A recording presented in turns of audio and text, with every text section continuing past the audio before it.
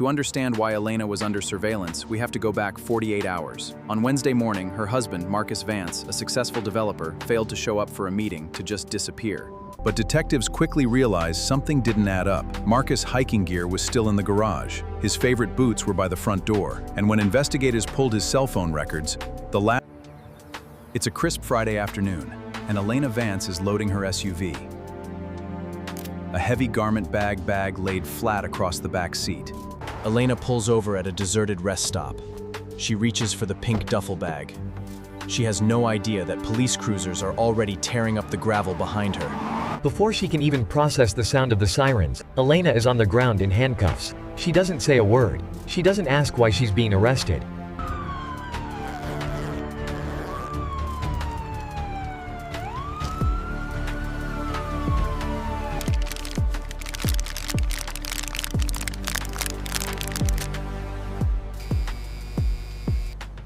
Most people think that the perfect crime requires a brilliant mastermind, a flawless plan, and nerves of steel.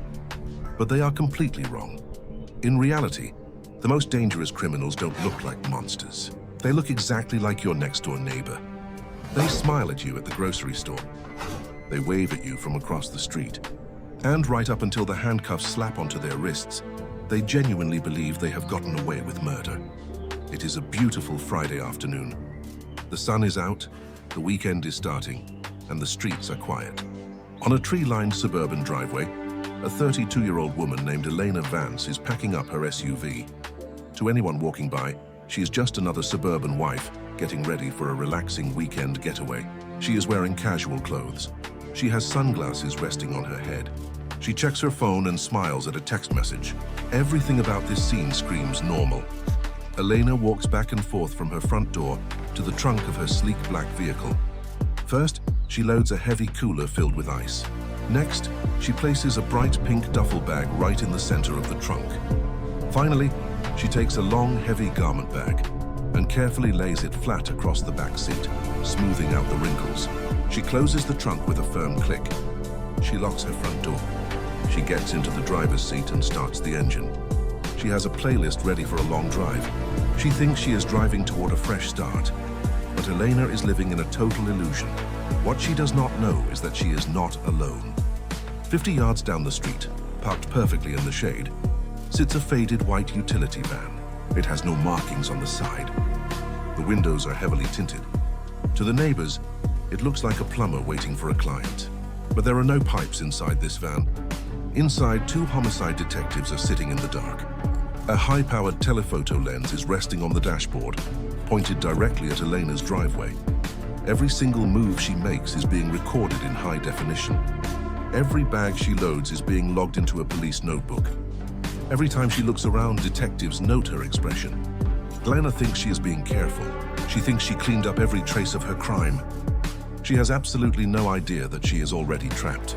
As her SUV pulls out of the driveway and onto the main road, the white van engine turns over.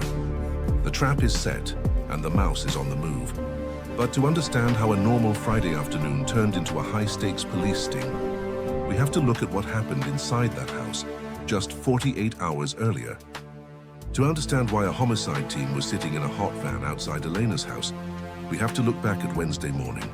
Exactly 48 hours before she packed her car, the world of Marcus Vance completely vanished. Marcus was 34 years old. He was a successful real estate developer, known by everyone in the community.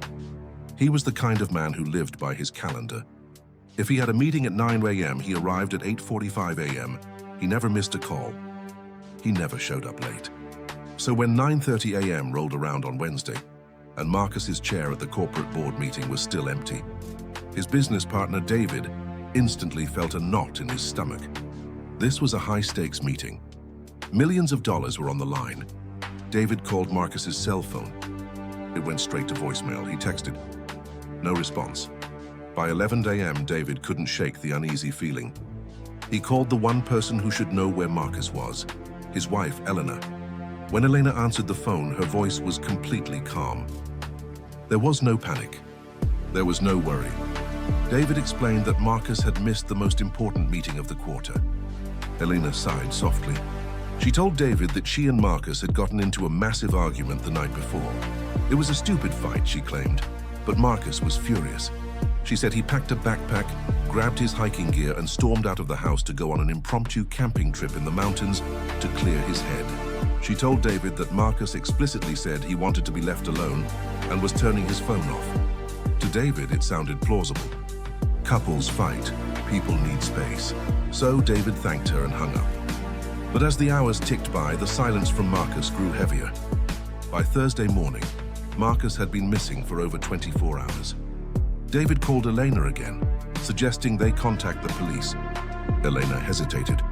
She said she didn't want to make a scene or ruin Marcus's reputation. That hesitation was David's breaking point. He hung up and dialed 911 himself. When the first responding officers arrived at the Vance residence on Thursday afternoon, Elena repeated her story. She was polite. She offered them coffee. She explained the argument. She told them her husband was a passionate hiker who loved the state park 2 hours north. The officers nodded and took notes. It seemed like a standard missing person case, a stressed-out husband running away from his problems. But then one of the younger officers asked if he could take a quick look around the garage, just to see what gear Marcus had taken with him. Elena agreed without a second thought. That was her first major mistake. When the officer walked into the immaculate two-car garage, he noticed Marcus's heavy-duty hiking backpack sitting right on the shelf. Next to it were his expensive hiking boots, covered in dry mud from a previous trip. His water filtration kit, his tent, and his favorite walking sticks were all neatly organized in their usual spots.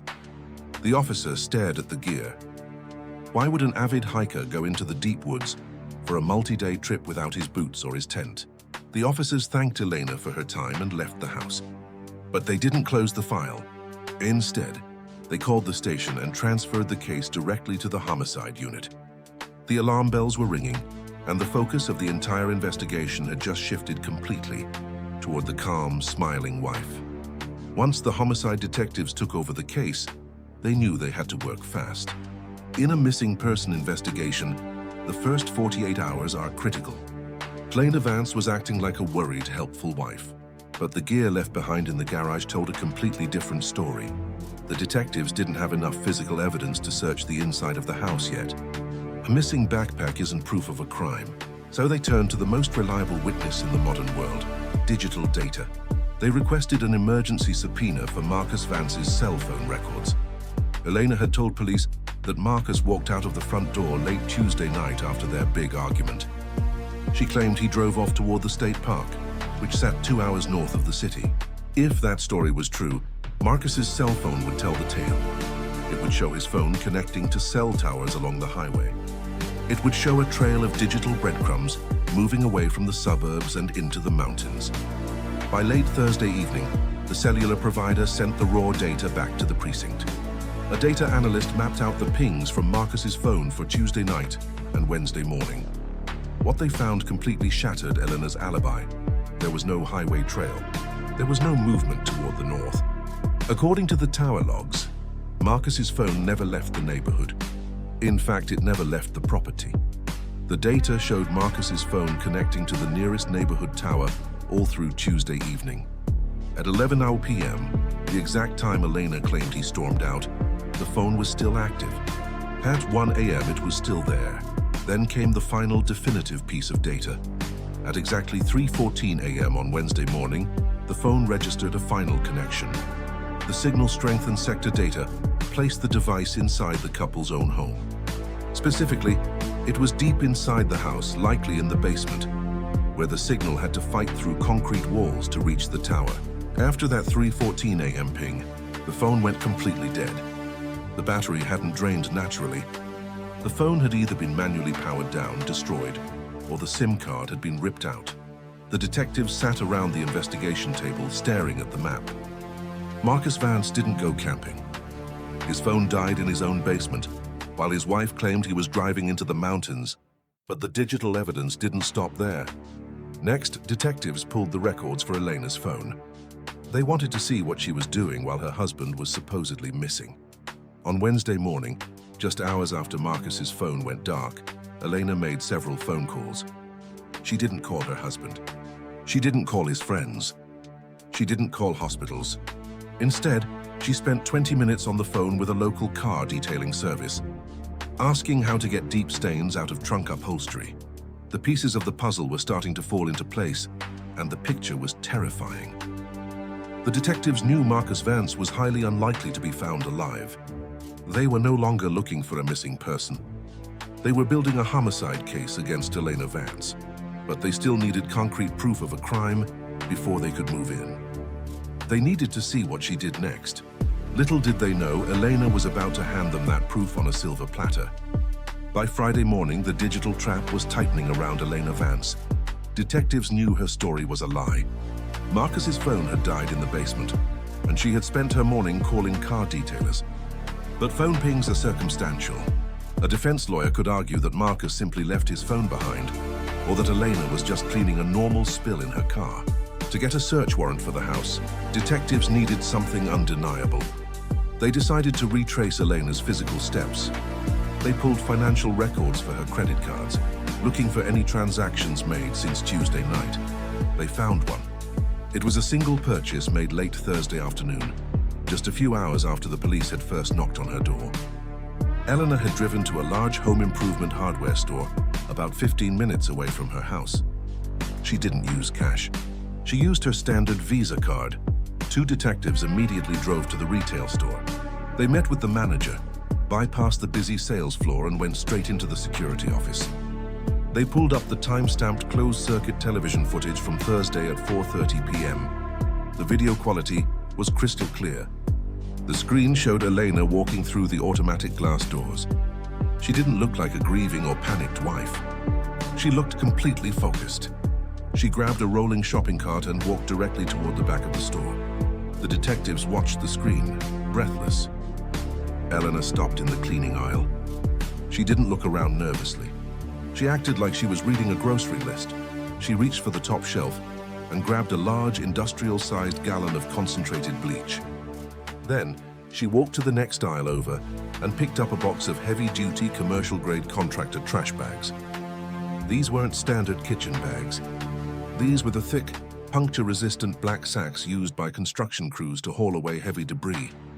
Finally, she pushed her cart to the hardware section. She spent a long time looking at security locks. She selected a heavy, professional-grade steel padlock.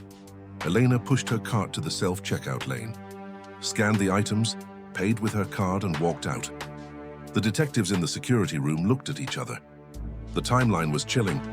The police show up at her house on Thursday afternoon and ask questions about her missing husband. A few hours later, Elena rushes to a hardware store to buy industrial bleach, heavy construction bags, and a padlock. One of the lead investigators later wrote in his report that this was the exact moment the case transformed. You do not buy industrial bleach and contractor sacks when you think your husband is coming home from a camping trip. You buy those items when you are trying to erase a crime scene or when you are preparing to move something heavy. The investigators hurried back to the police station. They finally had everything they needed. A judge signed off on a full search warrant for the Vance home, as well as a warrant to track Elena's movements. But detectives didn't want to just barge into the house while she was inside. If she had a weapon, or if she was currently destroying evidence, a sudden raid could be dangerous or ruin the forensic trail. They decided to set up a hidden surveillance perimeter around the house first. It was Friday noon when the unmarked white van parked down the street. The team was waiting for the perfect moment to execute the warrant. They expected Elena to stay inside.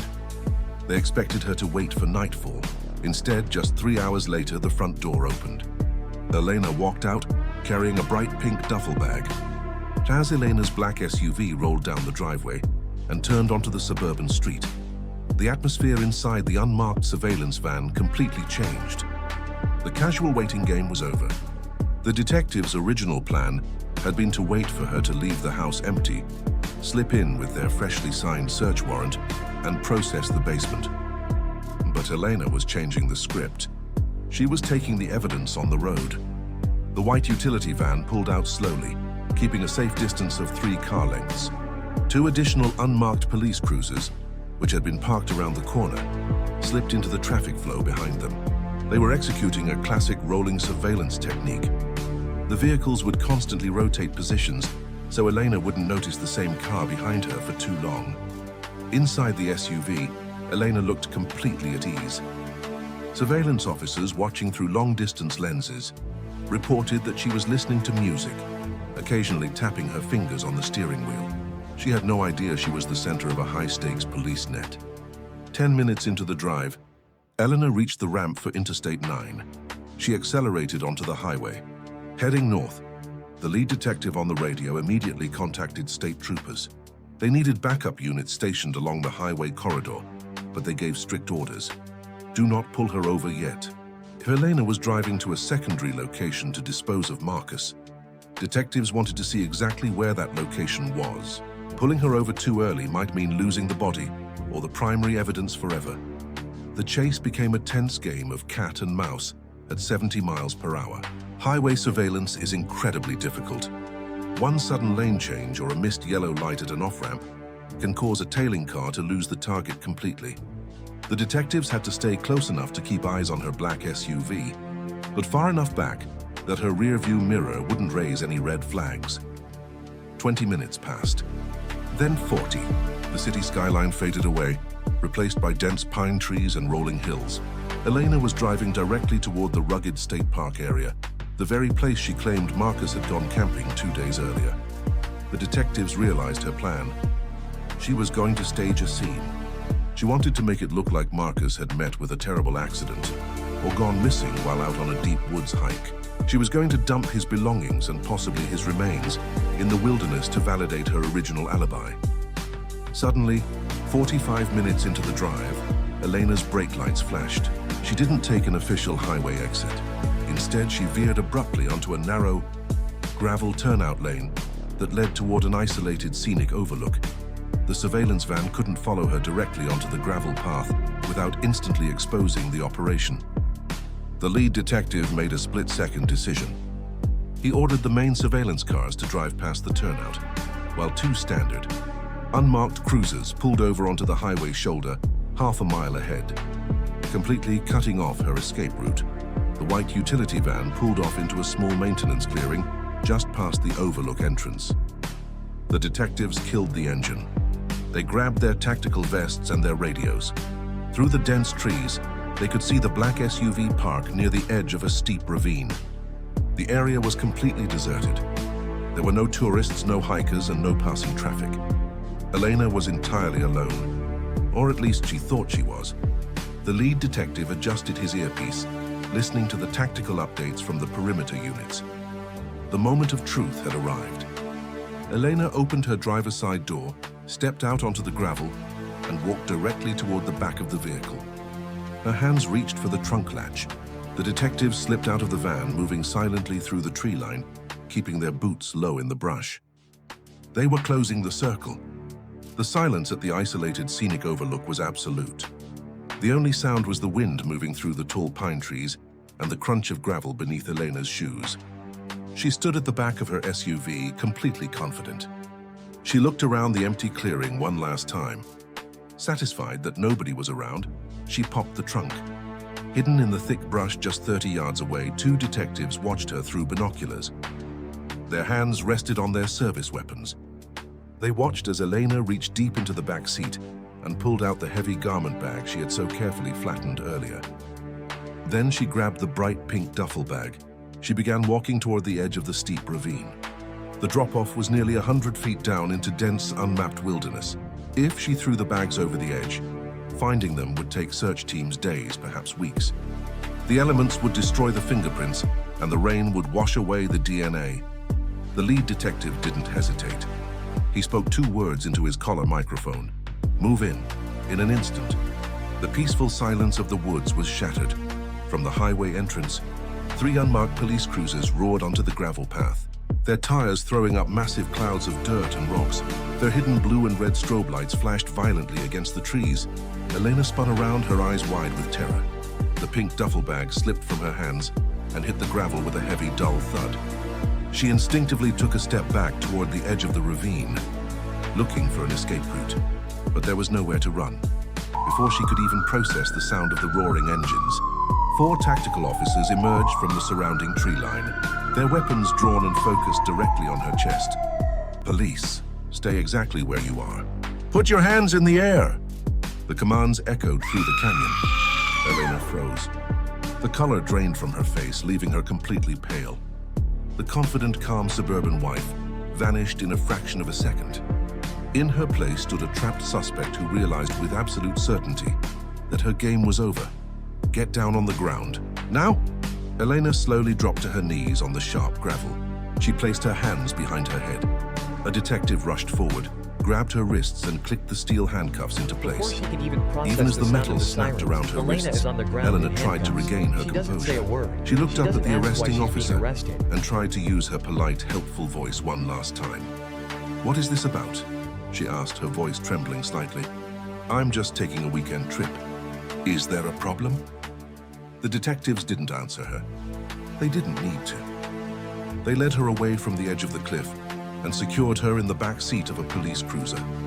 Elena sat behind the cage glass, watching silently as the forensic team surrounded her black SUV. One of the investigators approached the pink duffel bag resting on the gravel. He snapped on a pair of purple latex gloves and knelt down. He slowly pulled back the zipper. The detectives knew about the digital pings. They knew about the hardware store purchases. They had the theory, and they had the timeline. But as the zipper opened, they were about to gaze directly into the dark reality of what Elena Vance had done. The lead forensic investigator knelt on the gravel road, pulling the zipper of the pink duffel bag completely open. The detectives standing around the perimeter held their breath. They expected to find blood. They expected to find the missing hardware store purchases. But what lay inside was a meticulous, cold-blooded toolkit for erasing a human life. Sitting right at the top of the bag was Marcus Vance's leather wallet, his high-end watch and his wedding ring. Elena hadn't just tried to hide her husband. She had stripped him of every single piece of identification. Next to the jewelry was Marcus's cell phone, the exact device that had given its final digital cry for help from the basement at 3:14 a.m. on Wednesday. The phone was wrapped tightly in several layers of aluminum foil, a crude attempt by Elena to block any further cellular signals while she drove across state lines. Beneath the personal items lay the heavy-duty black contractor bags Elena had bought on Thursday afternoon. The box was opened, and several bags had already been pulled out. The investigator carefully lifted the contractor bags to reveal the bottom of the duffel bag. There, resting inside a clear plastic container to prevent leakage, was the primary weapon, a heavy 12-inch kitchen carving knife. Even without forensic tools, the team could see dark, rust-colored staining along the serrated edge and dried fluid trapped near the hilt. While one team processed the duffel bag, another investigator approached the rear door of the SUV and unzipped the long, heavy garment bag that Elena had carefully laid flat across the back seat. Inside, there were no expensive dresses or designer suits for a weekend vacation. Instead, the bag contained the blood-soaked clothing Marcus had been wearing on Tuesday night, along with several ruined bath towels from the master bathroom. Elena had packed up the entire physical evidence of the initial assault, believing she could dump it down a deep canyon where nobody would ever look. The evidence in the car was overwhelming. But the final piece of the puzzle was being uncovered back at the Vance suburban home at that exact same moment. With Elena safely in custody, the forensic team executed the signed search warrant on the empty house. They bypassed the pristine kitchen, walked past the neat living room, and opened the door to the basement. The air in the basement smelled overwhelmingly of fresh, industrial-strength pine bleach, the exact product Elena had purchased at the hardware store. The concrete floor looked spotless, almost glowing from a recent scrub. But modern forensics cannot be defeated by a simple gallon of bleach. The team turned off the overhead lights, making the basement completely pitch black. They sprayed a chemical compound called luminol across the concrete floor and along the bottom of the wooden steps. Luminol reacts instantly with the iron found in human hemoglobin, creating a bright, glowing blue light wherever blood has ever spilled. When the specialized ultraviolet light turned on, the basement floor illuminated in a terrifying, vivid neon blue. The glow revealed a massive, frantic struggle near the bottom of the stairs. The bleach had cleaned the surface, but the blood had seeped deep into the porous concrete channels. The forensic map proved that Marcus had been attacked at the top of the stairs, collapsed down the steps, and drawn his final breath right where his cell phone had pinged the tower. Elena had spent 48 hours scrubbing, spraying, and packing. She thought she was erasing her sins. In reality, she was just documenting her guilt. With the glowing blue basement floor and the contents of the pink duffel bag secured, the state had built an ironclad case. Elena Vance was transferred to the county jail, held without bail, and charged with first-degree premeditated murder. When the trial began 6 months later, the courtroom was packed with media, friends, and Marcus's devastated family. Elena sat at the defense table, wearing a conservative gray suit. She no longer looked like the confident woman loading her SUV on a sunny Friday afternoon. She looked small, pale, and entirely defeated. Her defense team tried to argue that the killing was an act of self-defense during a heated domestic argument. They claimed Elena had panicked, which explained her bizarre behavior and her attempt to dispose of the items. But the prosecution ripped that narrative to shreds using the strict, chronological timeline. They displayed the surveillance footage from the hardware store. They showed the jury the digital pings from the cell phone towers. They played the recorded audio from the car detailer she called just hours after her husband died.